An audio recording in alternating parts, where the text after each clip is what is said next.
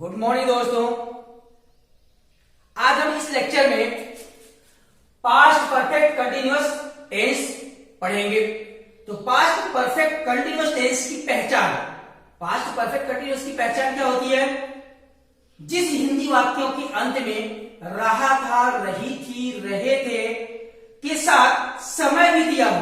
कहने का मतलब है कि इस टेंस में हमें कोई कार्य पास्ट टेंस से, कोई निश्चित समय से, पास्ट टेंस में मतलब कि भूतकाल में कोई निश्चित समय से जारी हो और पास्ट टेंस में ही मतलब भूतकाल में ही समाप्त हो गया हो, ऐसे कार्य का हमें पता चलता है। तो आओ देखते हैं पहले हम पहचान।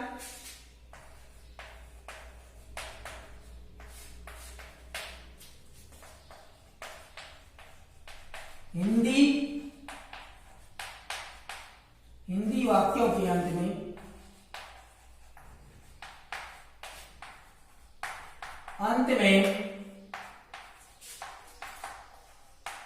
रहा था, रही थी, रहे थे के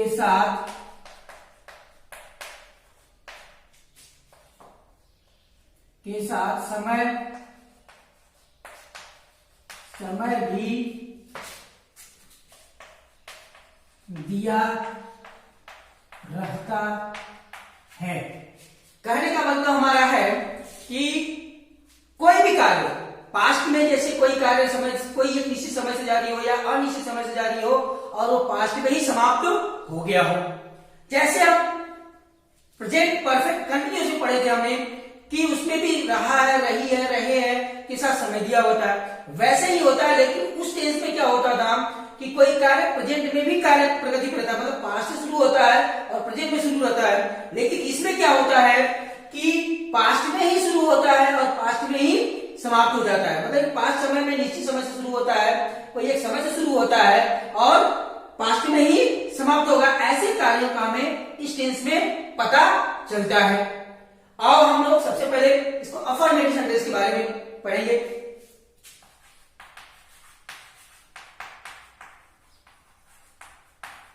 अफर्मेटिव सेंटेंस, अफर्मेटिव सेंटेंस का जब हम हिंदी वाक्यों का अंग्रेजी में ट्रांसलेट करते हैं तो उसके लिए फॉर्मूला है सब्जेक्ट, हेल्पिंग वर्ब, हेड और बीन प्लस वर्ब की फर्स्ट फॉर्म में आईएनजी, उसके बाद ऑब्जेक्ट, उसके बाद सिंस, फॉर प्लस टाइम। यह हो गया इसका फार्मूला। अब इसी फार्मूले को आपको हिंदी वाक्य का अंग्रेजी में ट्रांसलेट करना है। तो दोस्तों पहले यहां पे देखो हेड और बीन आया हुआ है। इससे पहले भी हेल्पिंग वर्ब किस टेंस में आता था? हेड, पास्ट परफेक्ट में। लेकिन दोस्तों उसमें था बीन नहीं आता था।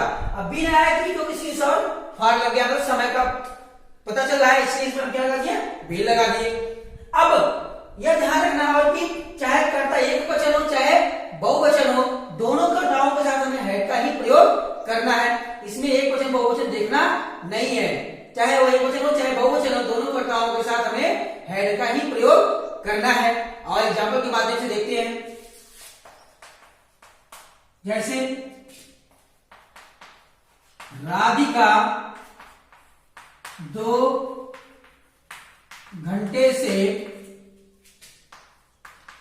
खाना पका रही थी।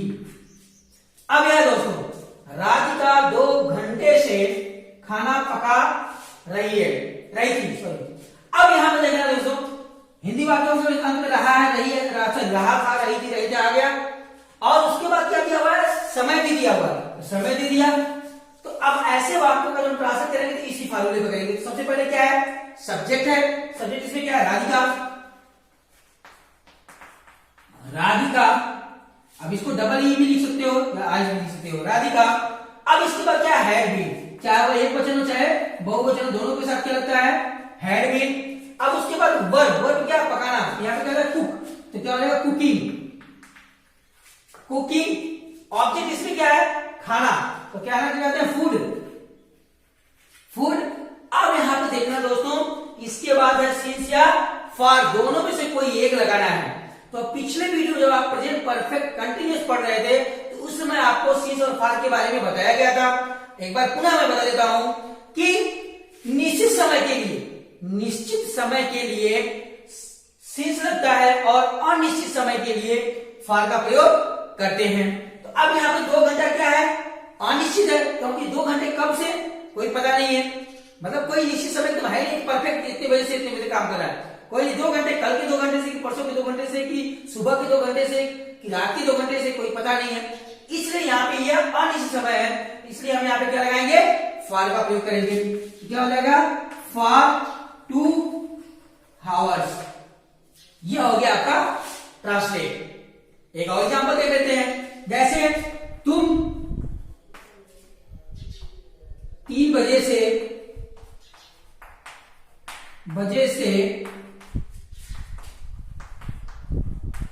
क्रिकेट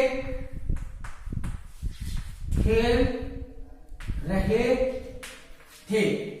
तुम 3 बजे से क्रिकेट खेल रहे थे। अब यहां पे देखो दोस्तों, 3 बजे मतलब निश्चित समय, कोई एक परफेक्ट समय बता रहा है कि 3 बजे से, तो 3 बजे से खेल, यहां पे क्या हो जाएगा, you had been playing cricket. अब निश्चित समय के लिए क्या लगेगा, सिंस 3 o'clock।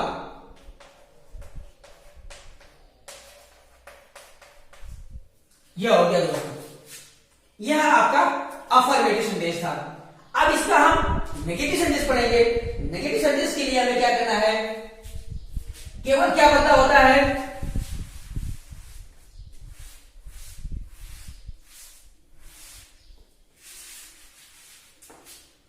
नेगेटिव सेंटेंस में दोस्तों केवल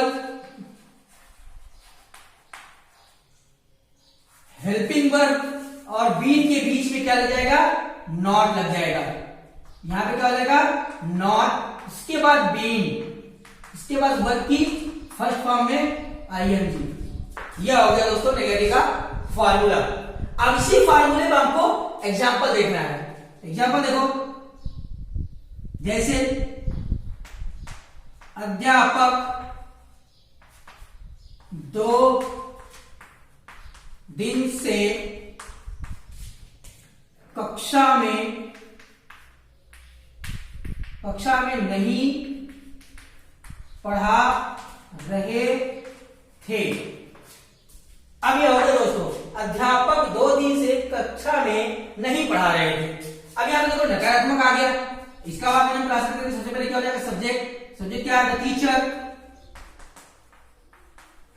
the teacher had not been teaching in class. कब से, 2 दिन से, तो 2 दिन क्या है, अनिश्चित समय, क्या हो जाएगा, फॉर 2 days। यह हो गया दोस्तों इसका ट्रांसलेट। केवल इसमें क्या हुआ है कि जो हेल्पिंग वर्ब हैड और बीन था इसके पहले, उसी के बीच में हमें क्या लगा देना है, नॉट। कहने का मतलब ओवरऑल है कि तीसरे स्थान पर हमें क्या कर देना है, नॉट का प्रयोग कर देना है। बाकी जैसे अफर्मेटिव करते थे वैसे ही करेंगे। ये तो था आपका नेगेटिव सेंटेंस। अब इसके बाद हम पढ़ेंगे इंट्रोगेटिव। तो इंट्रोगेटिव 2 प्रकार से होता है। कितने प्रकार से, 2 प्रकार से। एक तो क्या से शुरू होने वाला होता है और एक क्या की तो कहां बीच में होता है। तो आओ देखते हैं दोस्तों, जो क्या से शुरू होता है उसके लिए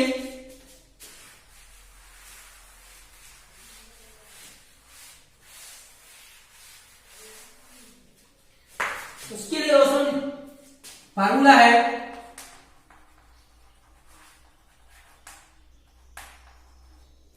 इंट्रोगेटिव। इसके लिए फार्मूला है, पहले हेड हो जाएगा, हेड सब्जेक्ट बीन वर्ब की फर्स्ट फॉर्म में आईएनजी, इसके बाद ऑब्जेक्ट, उसके बाद सिंस, फॉर प्लस टाइम। अब इसके लिए एग्जांपल हम देखेंगे।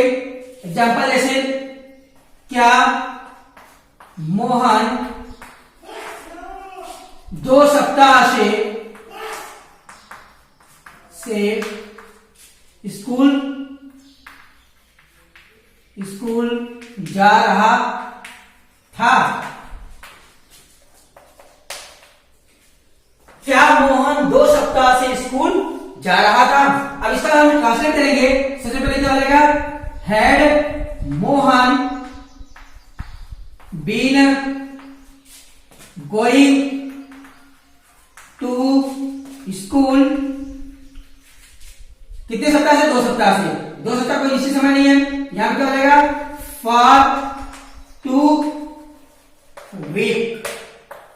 यह हो गया दोस्तों। अब यह तो था आपका क्या से शुरू होने वाला। अब अगर इसी जगह क्या क्यों को कहा तो बीच में आएंगे तो उसके लिए हम क्या करेंगे? केवल क्या परिवर्तन है कि जो शब्द प्रश्न सूचक शब्द जो बीच में आते हैं उसकी अंग्रेजी हम सबसे पहले लिख देते हैं। कैसे? और देखते हैं। यहां पे क्या हो जाएगा? क्वेश्चन वर्ड पहले हो जाएगा। क्वेश्चन वर्ड पहले हो जाएगा। अब एग्जांपल के लिए हम देखेंगे।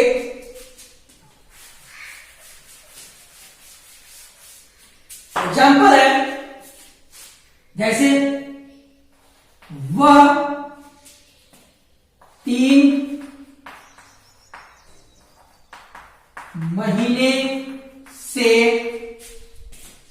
कहां रह रहा था। अब यहां पर देखो दोस्तों, कहां शब्द जो है बीच में आया हुआ है। अब इसकी अंग्रेजी हम सबसे पहले लिखेंगे क्योंकि क्वेश्चन में पहले दिया हुआ है, इसलिए इसकी अंग्रेजी सबसे पहले लिखेंगे। क्या हो जाएगा? Where had he been living for 3 month. यह हो गया आपका ट्रांसलेट। कहने का मतलब हमारा केवल इतना ही था कि प्रश्नवाचक शब्द जो बीच में दिया था उसकी अंग्रेजी हम सबसे पहले लिखते हैं। इसके बाद जो इंट्रोगेटिव पढ़ रहे थे उसके अनुसार हम सेम का सेम वैसे लिख देते हैं। बाकी वही है। यह हो गया आपका इंट्रोगेटिव। अब इसके बाद हम पढ़ेंगे इंट्रोगेटिव एंड नेगेटिव सेंटेंस और देखते हैं उसके लिए क्या होता है। इंट्रोगेटिव नेगेटिव सेंटेंस में केवल क्या परिवर्तन है दोस्तों? केवल नॉट क्या होता है? सब्जेक्ट के बाद और बीन से पहले नॉट लगा देते हैं।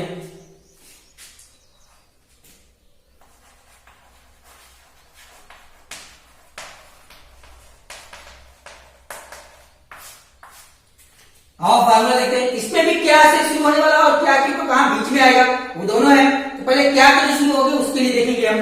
तो पहले क्या हो जाएगा? Had subject not been. इसके बाद वर्ब की फर्स्ट फॉर्म में आईएनजी, उसके बाद ऑब्जेक्ट, उसके बाद सिंस या फॉर प्लस टाइम तो क्वेश्चन मार्क। यह हो गया। अब इसी फार्मूले में हमको एग्जांपल देखना है। देखो, क्या तुम 3 जून से इस मकान में नहीं रह रहे थे। यह हो गया दोस्तों। अब यहां पे तो क्या शुरू है और नकारात्मक दोनों आ गया। अब इसका नाम क्लासिक करें। सबसे पहले क्या होगा? Had you not been living in this home. Home कितने से? 3 जून से। अब यहां तक 3 जून मतलब एक निश्चित समय बता रहा है। 3 जून क्या है? निश्चित समय बता रहा है, इसलिए यहां क्या हो जाएगा? सिंस 3 जून। यह हो गया इसका ट्रांसलेट।